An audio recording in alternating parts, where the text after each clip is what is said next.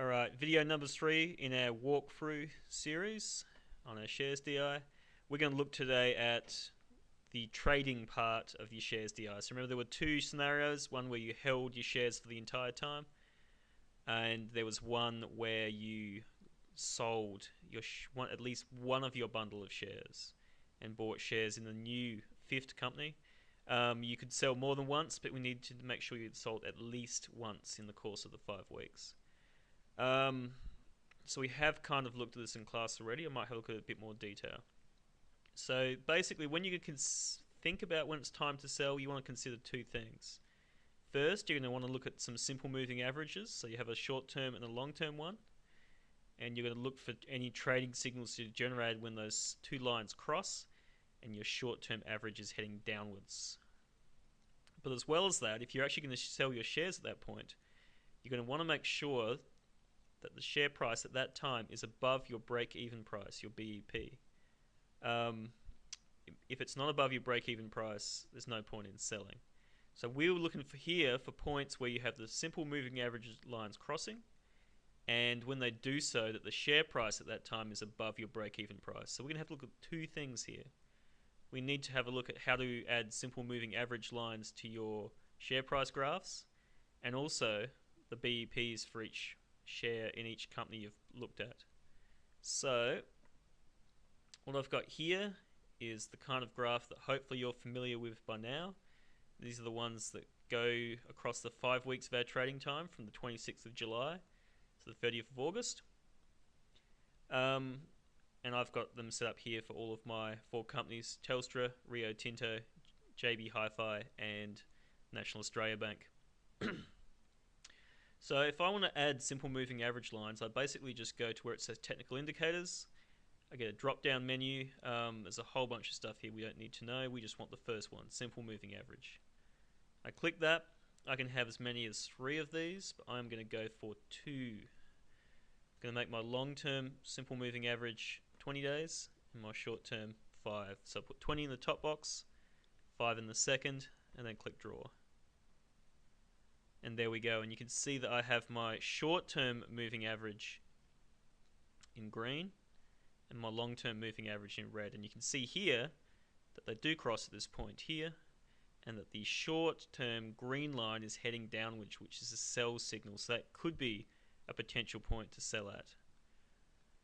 Okay, now that's all well and good, and I have done this for all of the 4 companies in my portfolio. But before we actually work out the nitty-gritty of this, we need to have a look at the actual break-even prices. So, going back to the Smart Notebook here, you remember from earlier on this topic, break-even price can be calculated using this formula here, where B is your original share price, and R is the brokerage, which in this scenario, for this assignment, is always 2%, and that's the brokerage rate as a decimal. So in this case, 2% would mean that your R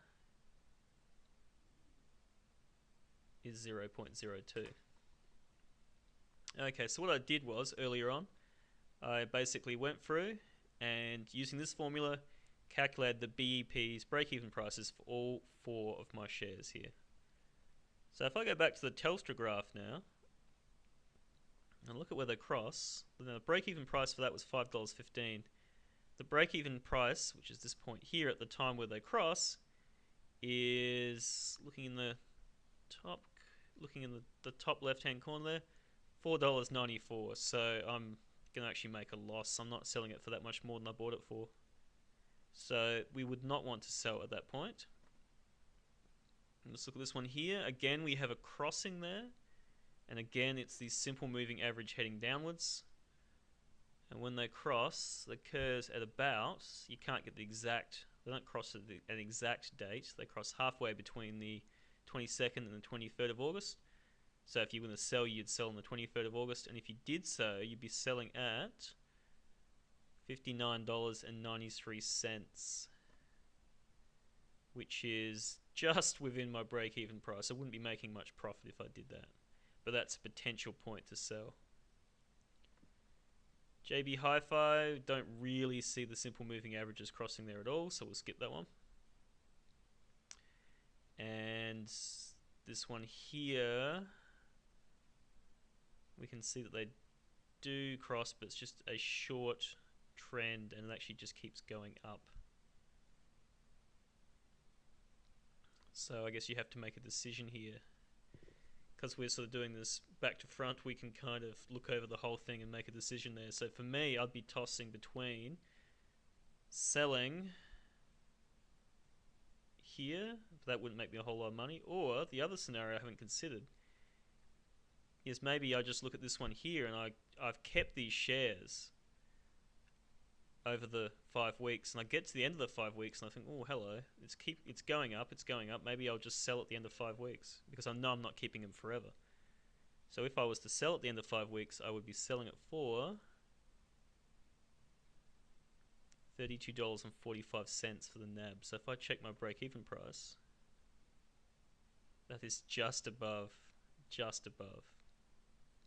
my break-even price. Okay, so for me, I think what I will do is I'm going to investigate the scenario where I sell my Rio Tinto shares, where that break-even price, where the simple moving average lines crossed. That's this point here. And I'm going to investigate what happens when I sell them for $59.93.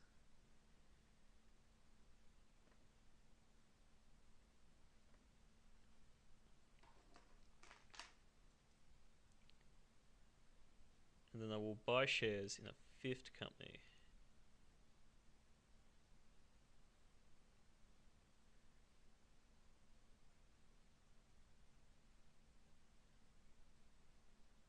So I'm selling for 59.93, and that's an awful 5. We'll get rid of that. Okay, so that will be our business in the fourth video, but for now I'm going to say ciao.